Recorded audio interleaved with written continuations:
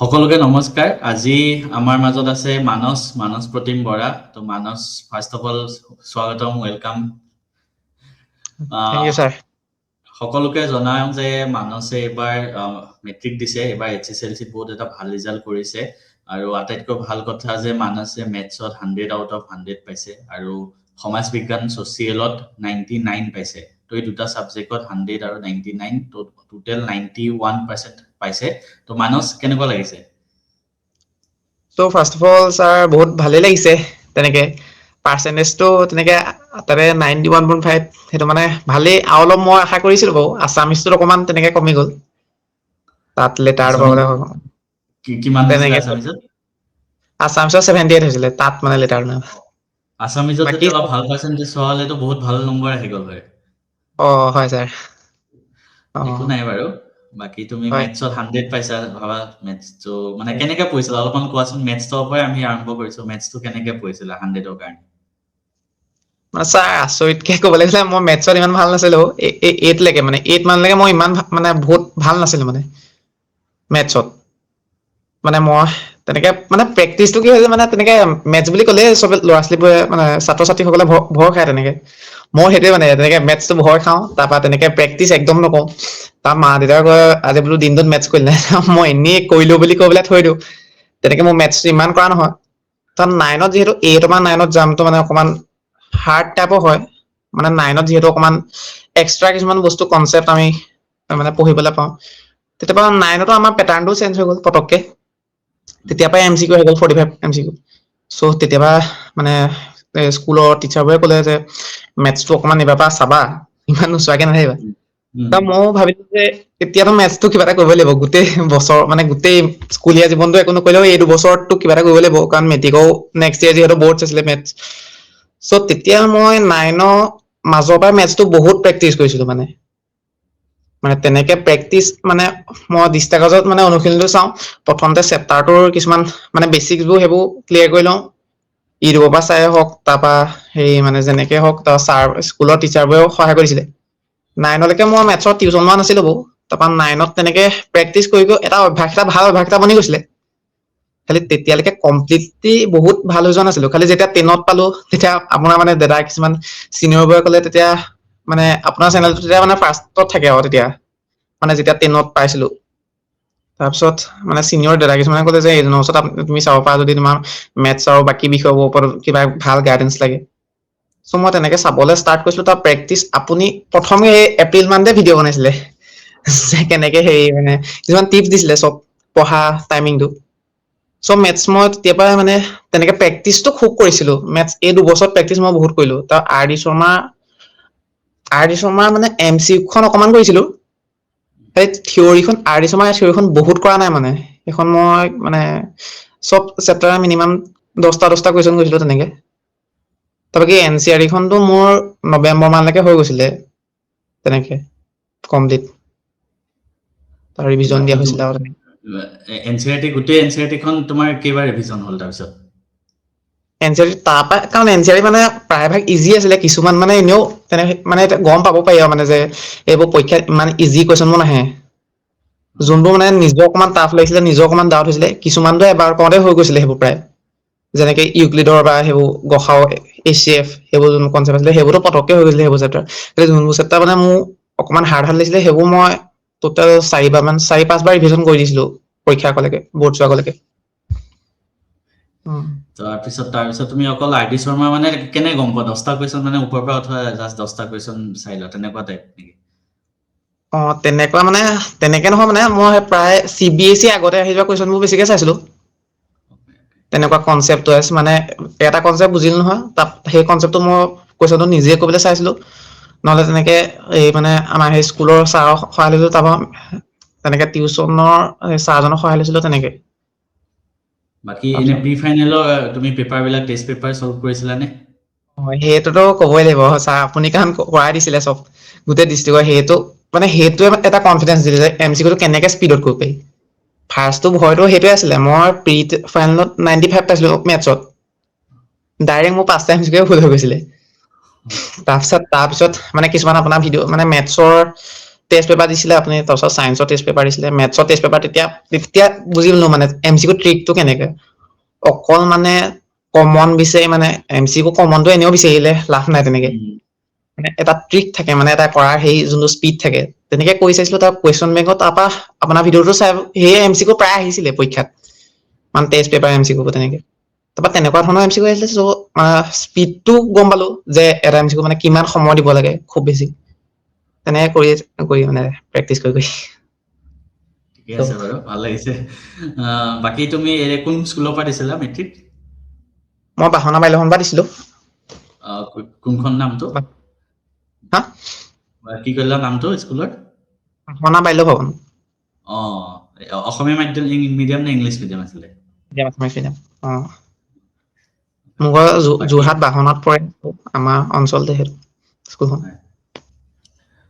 তাৰপিছতে ছচিয়েল চায়েন্সৰ কথা পাতো অলপমান। ছচিয়েল চায়েন্স কেনেকে পঢ়িছিলা? 99 পালা মানে, সেই 1 নম্বৰটো ক'ত গ'ল বাৰু?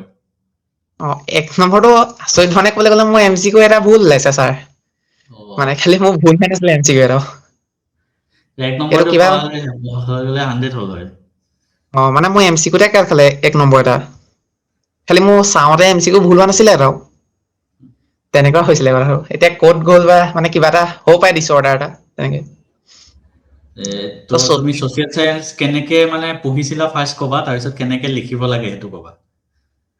ছচিয়েল মানে পঢ়িছিলো কি, মানে ছচিয়েলটো মই ছচিয়েলটো মই আগৰ পৰাই ভাল পাওঁ তেনেকে। ছচিয়েলছৰ মই মানে কিতাপবোৰ মানে সদায় লেচনটো পঢ়ো ফাৰ্ষ্টত, এবাৰ ৰিডিং দি লওঁ, তাৰপৰা সেই মানে কাষতে বহী এখন মানে ৰাফ কপি এখন লৈ তাত মানে মই নিজৰ ভাষাত চব লিখি যাওঁ, মানে যি বুজি পাওঁ সেইটোকে লিখি যাওঁ।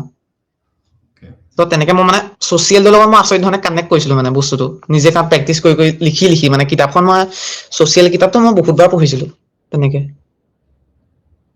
মানে মই হেৰি মানে চেপ্টাৰটো বুজি পোৱাৰ ওপৰত বেছি ধ্যান দিছিলো। আৰু মই এই এক্সাৰচাইজৰ কুৱেশ্যন ইমান নাই কৰা মানে এইবাৰ পেটাৰ্ণ চাই এক্সাৰচাইজৰ কুৱেশ্যন মোৰ লাষ্টলৈ কৰিবলৈ নহ'লগে মানে তেনেকে হোমৱৰ্ক হিচাপে। অকল মই কিতাপ মানে চেপ্টাৰটো পঢ়ো, তাৰপৰা বহি লৈ যাওঁ, গোটেই চেপ্টাৰ নোটছ নিজে বনাই দিওঁ মানে তেনেকে। তাৰপিছত তাৰ MCQ বিলাক কৰা নে? MCQ আপুনি সেই MCQ চিৰিজ কিছুমান আছিলে নহয় ইউটিউবৰ ভিডিঅ', সেইবোৰ চাইছিলো। তাৰপৰা কুৱেশ্যন বেংকৰ পৰা MCQ প্ৰেক্টিচ কৰিছিলো। তাত টেষ্ট পেপাৰ, আগৰ টেষ্ট পেপাৰ আছিলে মোৰ ওচৰত তেনেকে, দাদা এজনে দিয়া। চ' সেইবোৰ টেষ্ট পেপাৰ মানে প্ৰেক্টিচ কৰিছিলো MCQ ক্ষেত্ৰত। আৰু বাকী তোমাৰ যেতিয়া তুমি ছচিয়েল চায়েন্স লিখা ন, মানে লিখাবিলাক তুমি নিজে লিখা নে কুৱেশ্যন এনচাৰ বিলাক, নে বেলেগ স্কুলৰ টিচাৰ বা কাৰোবাৰ নোটছ বিলাক চোৱা নে? আৰু লিখাবিলাক কেনেকে থাকে মানে লিখাবিলাক? লিখাবিলাক মই নিজে বনাইছিলো, মই নিজে লিখো লিখাবিলাক। তাৰপৰা সেই খালি আগতীয়াকে হা, আগতীয়াকে লিখি থোৱা বহীত?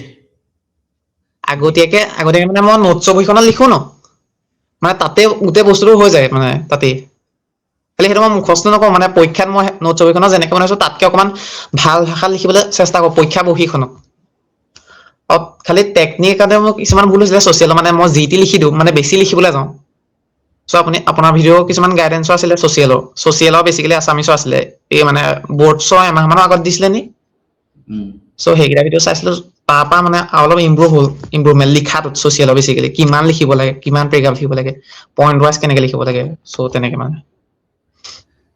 তাৰপিছতে বাকী তোমাৰ যিহেতু মেথছত এফালে 100, ছচিয়েলত 99, এই দুটা ছাবজেক্টৰ কথাই পাতিছো বেছিকে। বাকী বাকী ছাবজেক্ট বিলাকৰ অভাৰঅল এটা কেনেকে পঢ়িবলৈ অকমান গাইডেঞ্চটো দি দিয়া।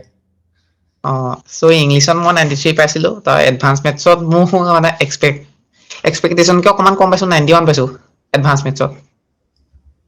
এডভান্স মেথছটো খালি খুব প্ৰেক্টিচ কৰিছো মই। মেথছৰ এডভান্স মেথ মানে ৰাতি বিশেষকে প্ৰেক্টিচ কৰো। মানে সেই এডভান্স মেথছটো মেইন প্ৰেক্টিচ আৰু মেথছৰ এডভান্স মেথ মেইন প্ৰেক্টিচ। যিমান প্ৰেক্টিচ কৰিবা সিমান মানে নিজে নিজে আপগ্ৰেড হৈ গৈ থাকিব তোমাৰ বস্তুটো, স্কিলছবোৰ, স্পীডটো তেনেকে। ইংলিছটো অকমান খালি কম পঢ়িছিলো, ইংলিছ আৰু আছামিছটো অলপ কম পঢ়া হৈছিল বাৰু, সেইটো মিছা নকওঁ।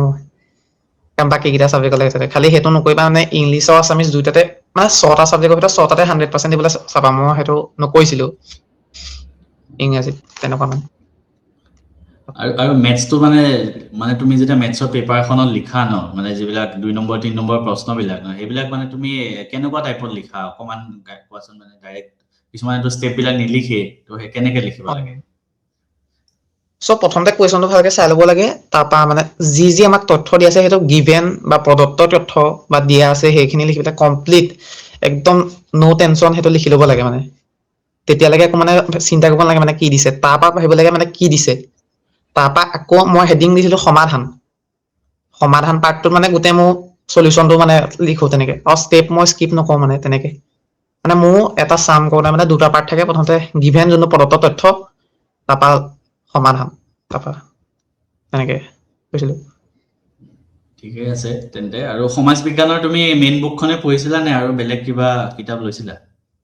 মাহখিনি অকল মই মেইন বুকখনে পঢ়িছো, তিনিখন আছিল অকল। তাৰপিছত MCQ প্ৰেক্টিচটো কওঁ, তেনেকে হৈ যায়। তাৰপিছত কুৱেশ্যন প্ৰেক্টিচটো কৰিব লাগে খালি। মই কুৱেশ্যন বেংক সাৰথিখনৰ পৰা কৈছিলো, সাৰথি তাত আছিলে কিছুমান এক্সট্ৰা কুৱেশ্যন তেনেকে। এইবাৰ মই এখন কুৱেশ্যন বেংক বনাইছো মানে, তাতে এই যোৱা 3 বছৰ মানৰ টেষ্ট পেপাৰ বিলাক কালেক্ট কৰি চেপ্টাৰ ৱাইজ বনাইছো মানে। তাৰ উপৰি আৰু এক্সট্ৰা প্ৰবেবল কুৱেশ্যনৰ 50 মানকে দিছো এটা চেপ্টাৰত। তেনেকুৱাকে অ', বনাইছো আছামিজ এতিয়াতো মিডিয়াম ইংলিছ। হয় এইবাৰ তাকে ঠিকে আছে বাৰু, কথা পাতি ভাল লাগিলে। লাষ্টত কি কবা, লাষ্টত জুনিয়ৰ বিলাকৰ কাৰণে অকমান কিবা এটা কি কবা? চ' জুনিয়ৰ বিলাকে মানে এতিয়া মানে আমাৰ কি হয়, গোটেই বছৰ মানে তেনেকে মেট্ৰিকটো বহুত ডাঙৰ ডাঙৰ বস্তু বুলি কৈ থকা হয়। চ' সেইটো বাৰু ডাঙৰ বস্তুৱে, নিজৰ তুমি সদায় বেষ্টটোকে দিবলৈ চাব লাগিব। খালি মানে ইমানো ষ্ট্ৰেছ হৈ নাযাবা, ষ্ট্ৰেছ হৈ গ'লে কি হয় বস্তু মানে চব কনফিউজন হৈ যায়, তাৰপৰা পঢ়িবলৈ লাষ্টত মন নোযোৱাহে হৈ যায়গে মানে ষ্ট্ৰেছ ল'লে। একদম এইটো নৰ্মেল এক্সাম বুলি ভাবা, তুমি আগতে হয়তো এনুৱেল এক্সামত ভালকৈ হ'ব পা, তুমি হয়তো ক্লাছ 2 এক্সামটোতো ভালকৈ হ'ব পা। চ' সেইটো কনফিডেন্স লৈ তুমি যাবা মানে, তেনেকুৱা নিজৰ এটা এক্সাম লৈ বুলি ভাবা। তেনেকুৱা এনুৱেল এক্সামে হওক আগতে দিয়া, মানে আগতে তুমি যোনটো এক্সামত ভাল কৰিছা তেনেকুৱা এটা নৰ্মেল এক্সাম বুলি ভাবিবা। অকল মেট্ৰিক বা SSLC তেনেকে এটা মানে ছেপাৰেট এক্সাম বুলি নহয়। তুমি এইটো এক্সামত ভাল কৰিব লাগিব, মানে নিজৰ কাৰণে কৰিব লাগিব, হয়তো বা বেলেগ গ'লছ আছে বা স্কুলখনৰ কাৰণে তুমি ভাবিছা। খালি সেইটো প্ৰেছাৰ হ'লে নিদিবা, সেইটো মটিভেশ্যন হ'বলৈ দিবা মানে। আৰু মানে বস্তুটো এনজয় কৰা, পঢ়াটো মানে এতিয়া 11ত পাইছো, নতুন নতুন কিতাপবোৰ দেখিছো, দেখিয়ে ভয় লাগিছে তেনেকুৱা মানে। এতিয়া ক'ত দিনতকে এডমিশ্যন হ'ল? এতিয়া মই বাহানা কলেজত লৈছো তেনেকে। আমাৰ ওচৰৰে হয়। হেৰি কি চাবজেক্ট কি? মই ছায়েন্স ষ্ট্ৰীমটোত লৈছো, তাৰপৰা ফিজিক্স, কেমেষ্ট্ৰি, মেথছ আৰু কম্পিউটাৰ ছায়েন্স, তাৰ আছামিছ আৰু ইংলিছ। কি দিবা ফিউচাৰ, JEE দিবা নেকি? মই ভাবিছো JEE মেইনছ, তাৰপিছত JEE CEE তেনেকুৱা টাইপৰ এক্সাম। ঠিকে আছে, ভাল JEE টাৰ্গেট কৰা ভালকে, হয়। আৰু ভালকে পঢ়িবা হাই ছেকেণ্ডেৰীত। ছাৰ সেইবোৰতো গাইডেন্স দি থাকিব তেনেকে। ঠিক আছে, দি থাকিম সেইখিনি চিয়ৰ। আৰু ভালকে পঢ়া, নেক্সট যাতে আৰু 2 বছৰৰ পিছত তোমাৰ লগত হাই ছেকেণ্ডেৰী ৰিজাল্টত এনেকে ভিডিঅ' বনাব পাৰো, আকৌ তোমাৰ হয় JEE ৰিজাল্টত বনাব পাৰো। তো এইটো অ কিন্তু বনাব লাগিব, আকৌ তুমি ভাল ৰিজাল্ট কৰিব লাগিব তেতিয়া। হয় ছাৰ, নিশ্চয় কৰিম, চেষ্টা কৰিম মই। মোৰ ফালৰ পৰা সদায় আশীৰ্বাদ আছে, ভালকে পঢ়িবা। Best wishes. Sir thanks sir. ঠিক আছে, থেংক ইউ। এই বছৰ ফাৰ্ষ্ট পাই 3তেই তেনেকে। Thank you. আপোনাৰ নিচিনা ৰিজাল্ট কৰিবলৈ মন আছিলে, খালি অকমান 5% এটা কমি গ'ল আৰু। হৈ তেনেকে যাব, এই হাই ছেকেণ্ডেৰীত কৰিব লাগিব। Thanks sir.